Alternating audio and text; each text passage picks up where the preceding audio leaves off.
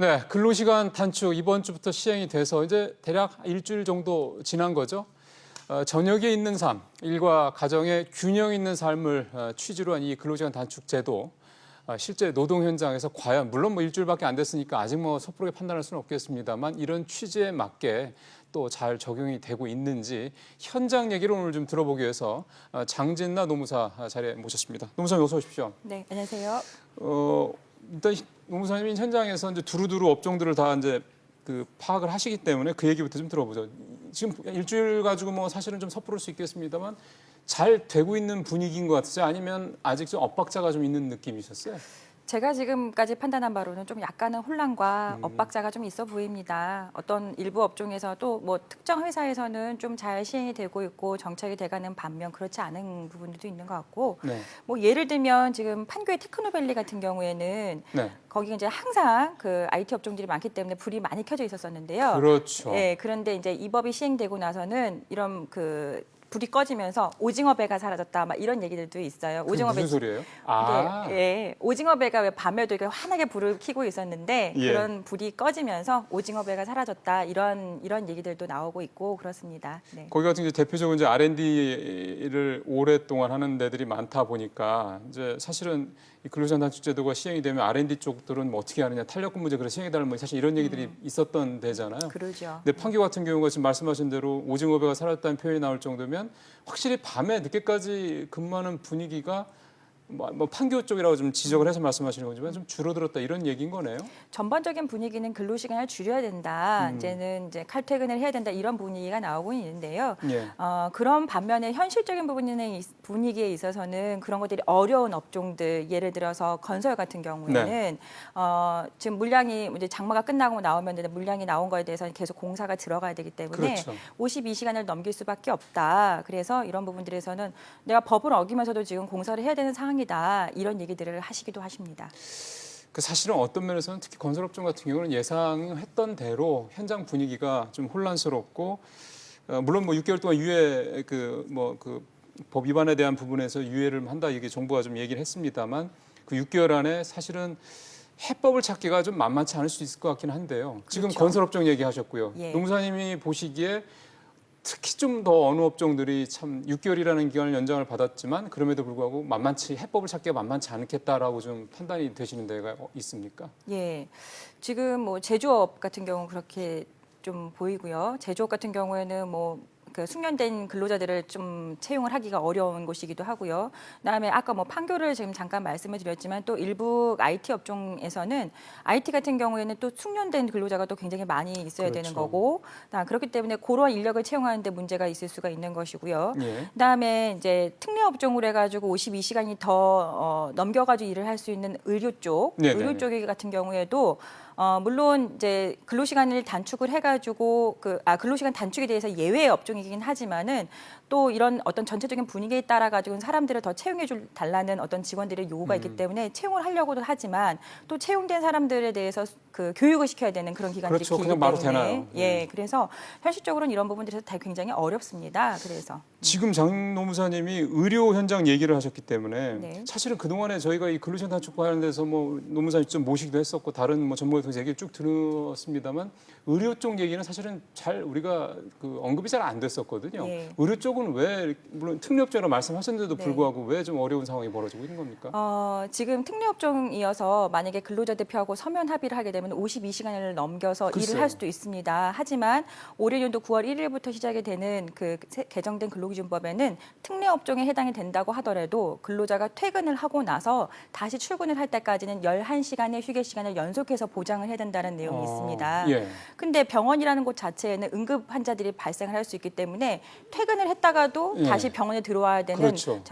저희가 온콜이라고 얘기를 하는데요. 자, 그런 온콜들이 굉장히 많은 업종입니다. 급하게 뭐 수술해야 될 그렇죠. 상황도 벌어지고 하니까. 예, 그러면은 잠깐 병원에 나와가지고 응급 환자를 보고 다시 퇴근을 해서 들어가면은 11시간의 법적으로 휴게 시간을 보장을 받아야 되지만 또 교대 근무라는 어떤 특성이 있기 그렇죠. 때문에 11시간이 지켜지지 못하는 법과 현장이 괴리가 되는 그러한 현상들이 발생을 할 수밖에 없습니다. 혹시 이쪽에 뭐 저희가 뭐 직접 뭐 목소리나 얼굴을 보여드릴 수는 없지만 혹시 이제 우리 노무사님 그 한 회사에서 이 의료 쪽에서 무슨 얘기 들으신 거 혹시 있습니까? 지금 이런 부분들에 대해서는 이제 계속 병원에다가 이제 인력을 충원을 해달라라고 얘기를 하지만 병원 입장에서도 병원이라는 곳 자체는 굉장히 전문적인 곳이거든요. 예. 그러니까 사람들을 채용을 해도 바로 투입이 돼서 사용할 수가 없기 때문에 그렇게 금방 또 사람을 채용할 수가 없고요. 우리나라에서는 간호사 인력들은 많지만 실질적으로 활동을 하고 있는 간호사 숫자가 굉장히 적습니다. 왜요? 우리나라 간호사 숫자가 자체가 굉장히 적어요. 의료인들의 숫자가 좀 적습니다. 예, 그렇기 때문에 그 인력들이 굉장히 풀 자체가 작기 때문에 채용을 할 수가 없는 거죠. 그래서 예, 그런 어떤 현실적인 부분들이 또 있는 부분들이 있습니다. 그러니까 병원에서는 52시간 근로 시스템이 이제 도입이 되고 물론 특례업종이긴 하지만 노사합의를 또 거쳐야 되고 그러니까 뭐 필요한 부분에 대해서는 사람을 더 뽑고 싶지만 네, 현실적으로는 사람이 없다. 예, 사람이 없죠. 그래요. 근데 사실 이 사람 없다는 말씀을 하셔서 드는 생각입니다만 우리가 이 그 52시간 문제 얘기하면서 사실 많이 거론됐던 중에 하나가 운수업종 중에서 버스였거든요. 네. 버스 쪽 같은 경우는 지금 분위기가 어떻습니까? 우리가 예상했던 대로 굉장히 혼란스러운 거니까 아니면 좀 안정을 찾아가고 있는 겁니까? 버스 업종 같은 경우에도 조금 마을 버스냐, 작은 회사냐에 따라서 규모에 따라서 굉장히 다르게 나타나고 있습니다. 네. 큰 회사, 그다음에 좀 안정적으로 뭐 광역버스라든지 이런 회사들 같은 경우에는 조금 더 인력 채용이 쉽기 때문에 좀 안정이 돼가고 있는 중이고요. 그렇지 않고 마을 버스라든지 작은 중소 회사 같은 경우에는 인력 채용에 어려움을 겪고 있고 양극화가 발생하고 있습니다. 그러게요. 사실 근데 전에 저희가 얘기를 할 때 또 하나 같은 게 서울과 뭐 경기도 같은 이런 수도권 다른 곳과의 그 어떤 인력난 문제도 있었고 서울은 사실은 뭐 거의 공영제이기 때문에 큰 문제가 없는데 네. 경기도만 해도 서울로 뭐 사람들이 대거 뭐 올라간다 뭐 이런 식 얘기를 한번 전해드린 예. 기억이 나는데 그럼 이 상황도 사실은 어떻게 해법을 사실 못 하고 있겠군요. 지금 현재 상황에서는 정부에서 또는 일부 지자체에서 버스 운전기사를 양성을 하겠다. 양성이요? 예, 근데 그게 뭐 하루 이틀 만에 됩니까? 그렇죠. 그런 부분들이 있기 때문에 그렇게 양성된 인력들이 뭐 설사 나온다고 하더라도 그 시간까지는 굉장히 혼란이 불가피할 것으로 보여집니다. 그렇게 되면은요 나타날 수 있는 현상이 기준에 있는 사람들의 업무 강도가 세질 수밖에 없는 게 아니냐라는 생각이 들거든요. 그렇죠. 근로시간 단축으로 인해 가지고 또 그 업무 강도가 세지는 부분들이 있을 것이고요. 또 단축이 되면서 또 인력을 채용하지 못해가지고 또 세지는 부분들이 있을 것이고요. 그다음에 또 요즘에 근로시간 단축으로 인해서 기업들이 가장 또 많이 신경 쓰고 있는 부분이 업무의 효율화입니다. 생산성 말씀하시는 그렇죠. 건가요? 생산성. 그래서 그런 부분들을 위해서 업무 강도를 더 세게 하는 부분들이 있기 때문에 이런 부분에서는 여러 부분들이 근로자의 부담이 있을 것으로 보여집니다. 이 업무 강도, 노동 생산성 이 말씀을 하셨기 때문에 드는 생각인데 일부 대기업들 같은 경우 그 뭐 드나들 때 뭐 이를테면 뭐 담배 피러 가는 시간 또는 뭐 음료수 한 잔 마시러 가는 시간 또는 직원들과는 뭐 잠깐 뭐 어디 가서 탕비실 같은 데 가서 뭐 차 한 잔 마시는 시간 이런 부분들에 대해서 어떻게 시간 체크할 것이냐 이런 얘기를 한번 한 적이 있었잖아요. 네.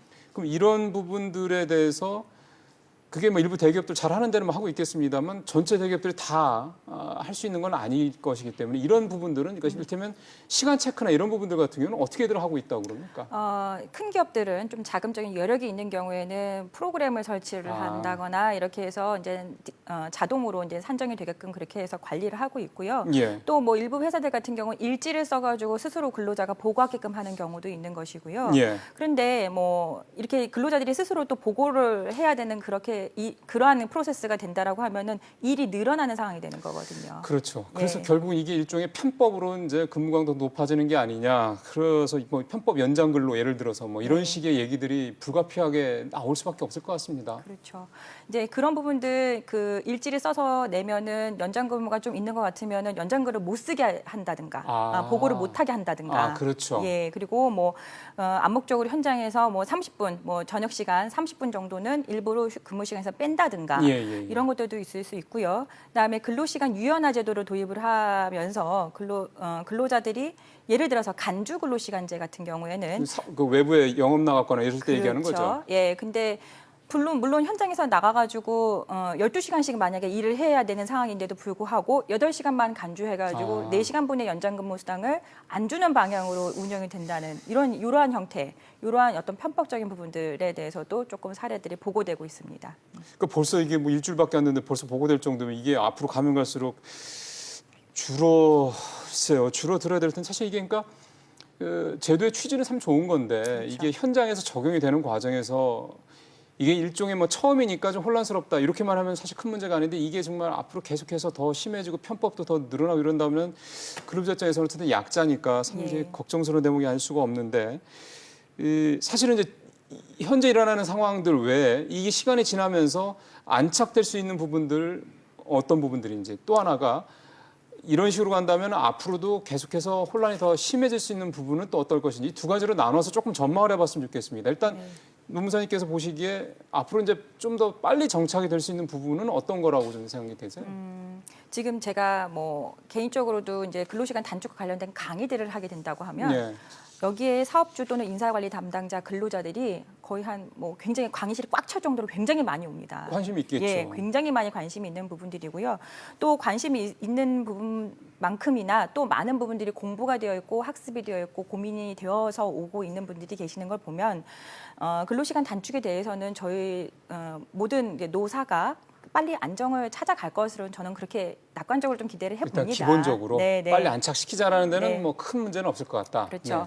하지만 지금 가장 중요한 것은 뭐냐면은 근로시간 단축이 지금 시행되기 전과 지금 또 시행되는 후에 정부의 어떤 방향이나 정책이나 이런 것들이 굉장히 왔다 갔다라고 되어 있는 부분들이 좀 노사 간에 이제 불만이 있고요. 그다음에 더 큰 혼란이 있다라는 지적이 있고요. 예, 그렇기 예. 때문에 이런 부분들에 대해서는 정부가 조금 더 검토되고 조금 더 정제되어 있는 정책들을 좀 그렇지만 또 신속하게 예. 좀 만들어내는 것이 조금 좀 바람직하지 필요하지 않나 저는 그렇게 생각이 듭니다. 저는 하나 걱정이 되는 게 어떻게 보면 사실 대기업들은 기본적으로 좀 여유도 있고 자금 문제도 있고 뭐 시간적인 인원도 조금 여유가 있고 또 사실 이게 이 근로시간 단축제를 하겠다는 정부의 큰 취지 가운데 하나는 일자리를 좀 늘리겠다는 차원도 있었던 거잖아요. 그렇죠. 네. 그 대기업들은 사실은 뭐 말씀하신 대로 큰 틀에서 봤을 때는 이제 적응이 될 거고 자리를 잡을 거라는 생각이 드는데 또 6개월 이후에도 또 연장도 됐고.